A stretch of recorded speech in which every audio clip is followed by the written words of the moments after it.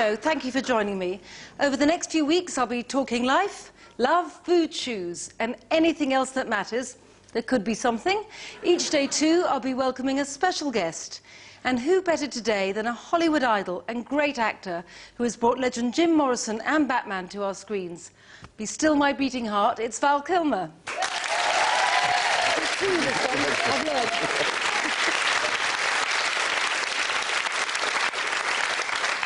And every day, too, I'll be joined by a couple of friends who have strong opinions and aren't, alas, afraid to share them. Our supporting cast today is journalist Paddy O'Connell, who is feeling a little bit inadequate with Val here. Well, you nearly didn't let him back down in his chair, did you, then? And my old friend and comedian, Maria McCurlane, shamelessly building her part to get attention from Val. That's right. I shall be addressing all my remarks to Val, just for today, I'm afraid, Nigella. Welcome to all of you.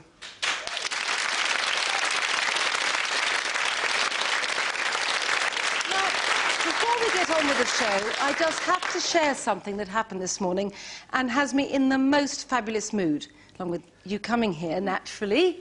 It's my cherry superstoner. It came in the post, and don't worry, I'll explain everything later, but I had to tell you, this has brought me so much disproportionate joy.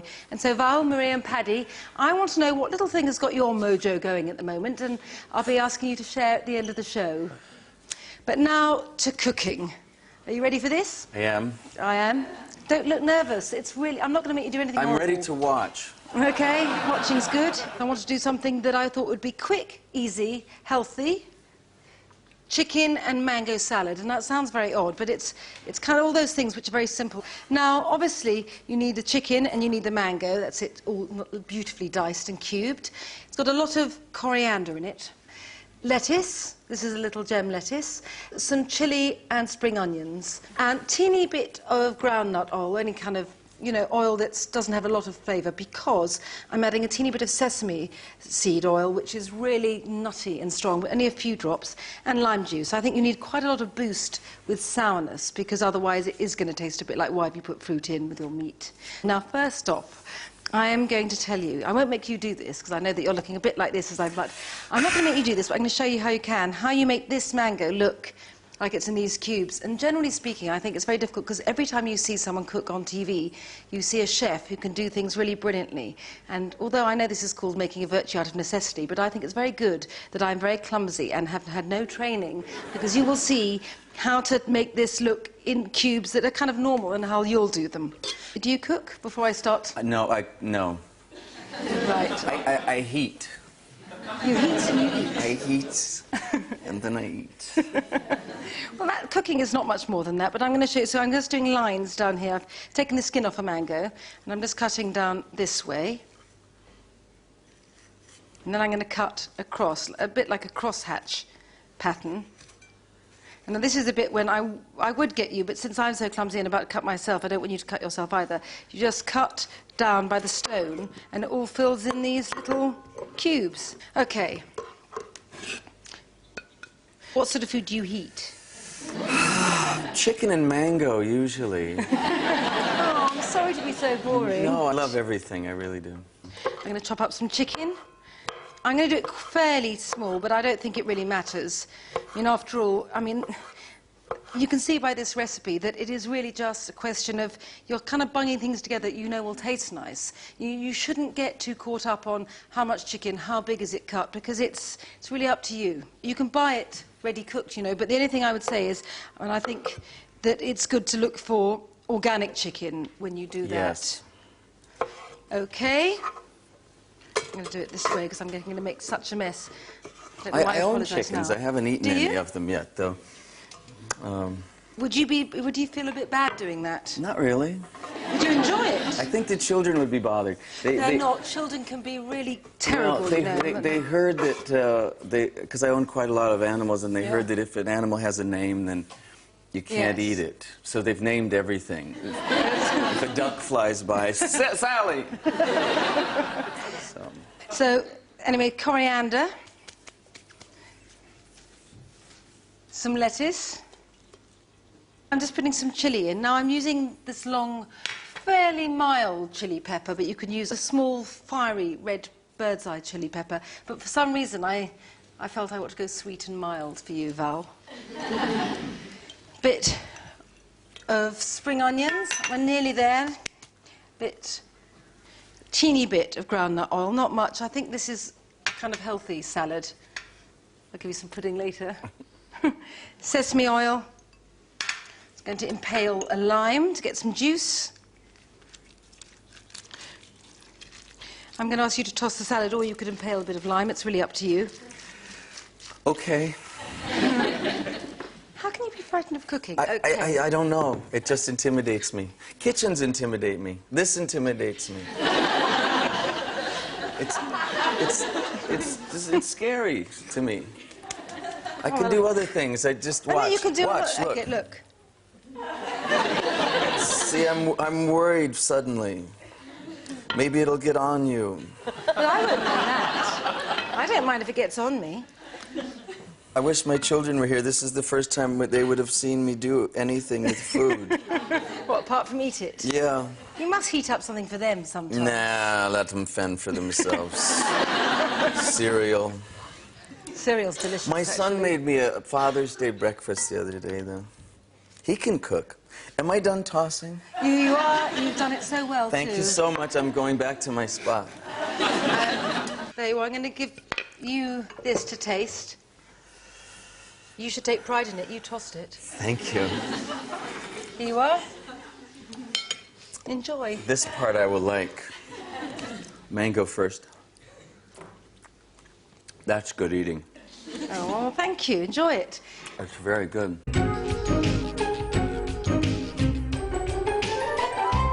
Now, I wanted to ask you something, since you're here, you know, being on the stage, and it's quite a long run, it seems to me, May till September. Do you feel kind of settled here, and you're enjoying being here? I love London. I came when I was about 14 just to see theater. So first film I did was here, out at Pinewood Studios. So it's always been a lucky town for me, and I'm here with my kids now for the summer. So I'm really having a ball. We think of you, and I know that all actors don't like this, but we think of you in terms of being, you know, a big movie star, and you're on the stage, and... I don't know which actors don't like that. Did you just say actors don't like that? No, I said it's that we think of you as a movie star. Oh, but yeah. obviously you're an actor, and so therefore you like being on the stage. I mean, do you like it more than making a movie? I do.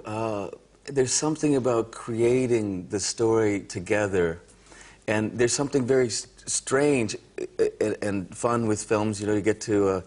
the last time I worked here, they roped off Piccadilly Circus, and it was, you know, it's a strange experience, and you get to have in film, but on stage you're making the story up together with the audience, and there's just something that's so attractive about the immediacy. And you really are watching something that is, no matter what the ticket price is, or even if it's not very good, it's priceless because you're all involved in it together, and that's very exciting to me. Is it frightening? I mean, I say that as someone who isn't an actor, the two things about being on stage that really I feel is, one is, don't you get terrified? Well, there's that. That's the first part. Do you? Do you? I mean, do you? Would you like that? With this play, which is the adaptation of The Postman Always Rings Twice, we've got, I don't think it would give it away. There's a car, and the car at one point crashes through the roof of the set, and I'm on it. I'm not in it, I'm on it. So I really am, I mean, on my way to work, I'm thinking about, because I'm risking my life, and it's a strange thing to go to work for £5 a week and risk your life. I hope it's satisfying. We appreciate it. It's not that satisfying to do that particular part. But yeah, I'd like a calmer life. Do you think it's possible to have a calm life, really, if you're as famous as you are? Well, I live in the wilderness, and no one cares out there. They care if you're a good person, which is really nice. I live in a very small community, about 300 to 500 people that are right in the village, and I've got some famous neighbors, and some the villagers like, and some they don't, because it really depends on the character. And it's nice. I live in the oldest settled area of the United States. It's not a big deal for you all, but 300 years is old for us. Well, it's quite old. No, you've got cars that are 300 years old. I know, well, most of our cars, they just look it. They just feel that way when you Yeah. drive them. But so what I want to know is, so that did you do that on purpose in a way, because you want to be somewhere where it isn't about being No, I mean, married? really, I was just raised, my father was raised in the wilderness. His father was a prospector. So I was raised with all these great Wild West stories that are part of my family, that are really fun Wild West stories that we all kind of grew up watching on television, but my father lived them. And I just developed an appetite for the wild country, yeah. But there's something I suppose most men would think about your life, which is that it must be really great. Most people want to be famous because they want to have beautiful women throwing themselves at them all the time. I mean, do you like that It's part horrible. I can't get Angelina Jolie to stop calling, and it's just, you know, it's a drag. No, it's nice. You seem pretty happy about everything. I couldn't be happier. I haven't been on the stage ever on the West End, so just because it's a kind of lifelong dream, it's really been a privilege to be here, and the audience really enjoying it. It's also an LA story, so it's just a strange circumstance that it came up, because I was raised at the end of Los Angeles in the valley where the story takes place. And because my father was raised in the Depression, and my character's very poor, there's just a lot of things that I kind of feel strongly about in the play. So I'm really enjoying work, and the cast is fantastic.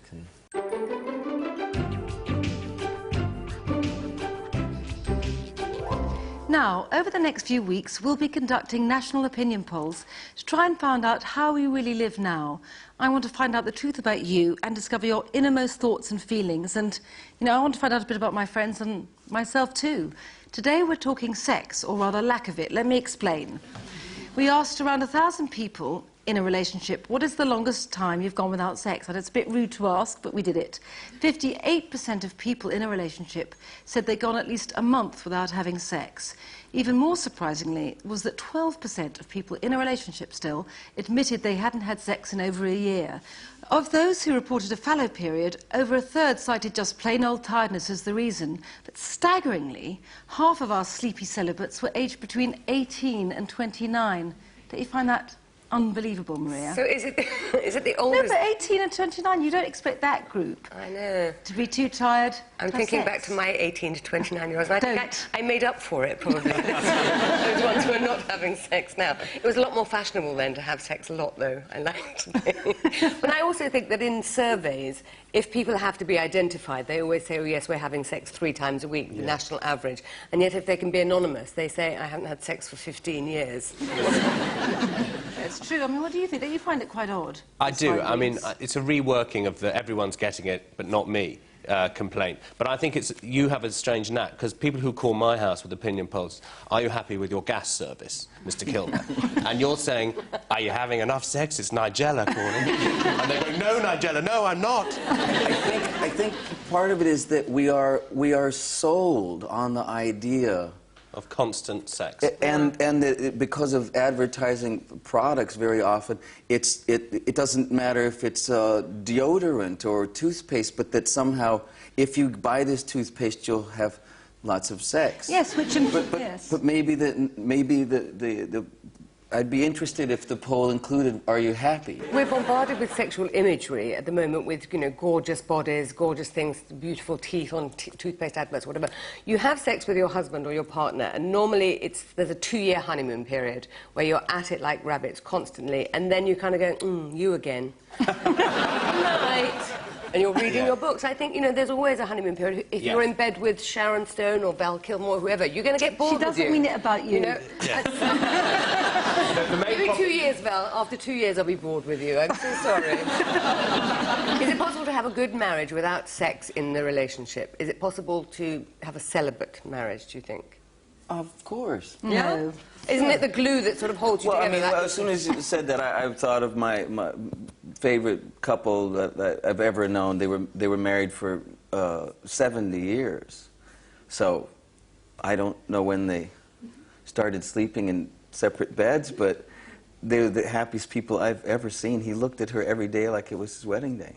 Unbelievable. So you think it's not necessary in a relationship? No. I just wanted to pick up on a couple of points that some of our audience have made. And I've got a comment from Janice Kennedy. Got it, thank you. I'm going to read out this. I want to ask you something about it. Young people today have no stamina, says Janice. I've been married 37 years and would put most of these youngsters to shame. Yeah, quite right.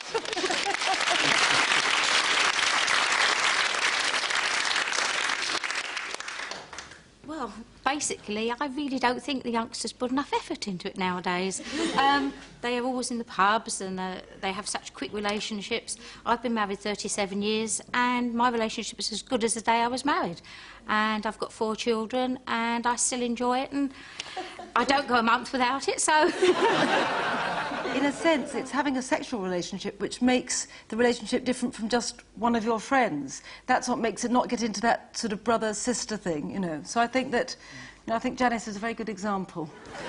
Yeah. And I'd like to go to Jennifer Leffler as well. She says, I'm very surprised people can go so long without sex. Now I don't feel so bad being single and sexless. Well, I think, you know, I mean, I think you're right, because I think, actually, it's probably much more depressing to be married and without sex than single. And without sex? Yes. I don't know. I'd like to be married one day, but it's where I come from.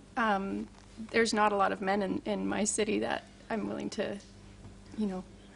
Well, yes, you know, this is where you've come here. I know Val thinks that this isn't really a place rich in those sorts of opportunities, but, you know.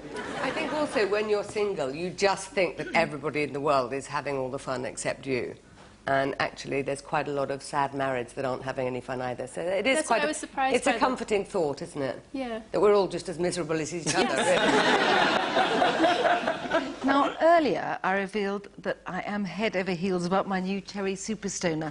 It's made me very happy. It's always helpful in life. I tell my children this, if you can be made happy by small things. Anyway, this is quite a big thing. OK, I'm going to show you how it works. You kind of go like that. Look, the cherry comes out stoned. It's so easy. OK, I'm going to give you a go. Look, It's a miracle. Came in the post this morning, so I like a catalogue. Does this qualify as cooking? Well, yeah, I cooked something today.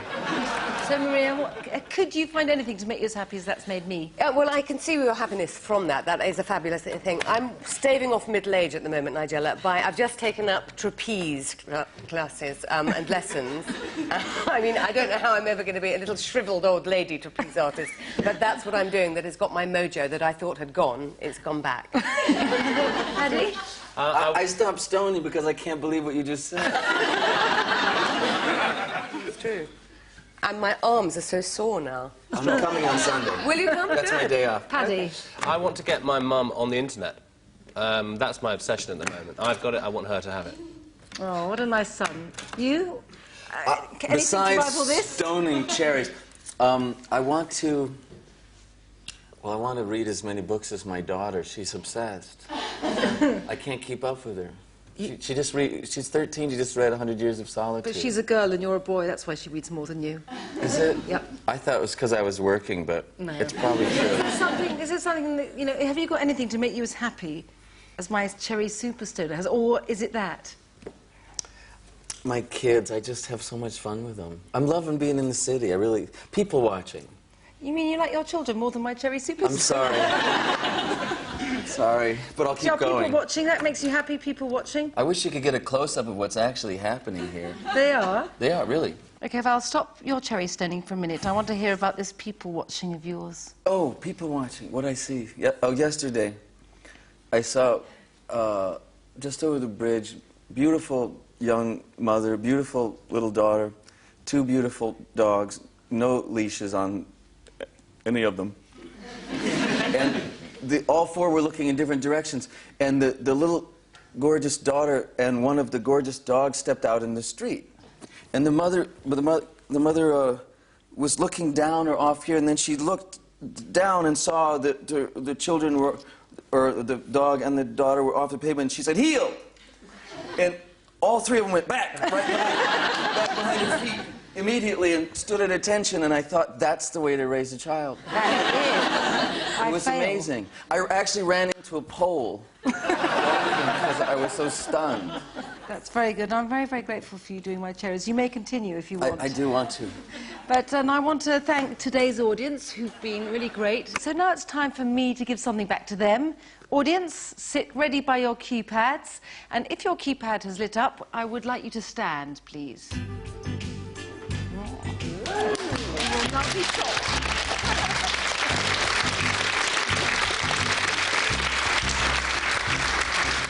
Congratulations, all 10 of you have won something really fabulous. It's a limited edition lavender KitchenAid mixer worth £300 apiece. Well done.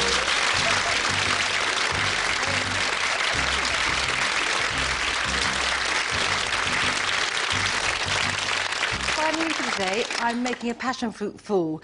I love a fool, I'm afraid, and this kind of fool is just cream and fruit. In my case here, passion fruit with a bit of lemon juice, some icing sugar and a bit of orange liqueur.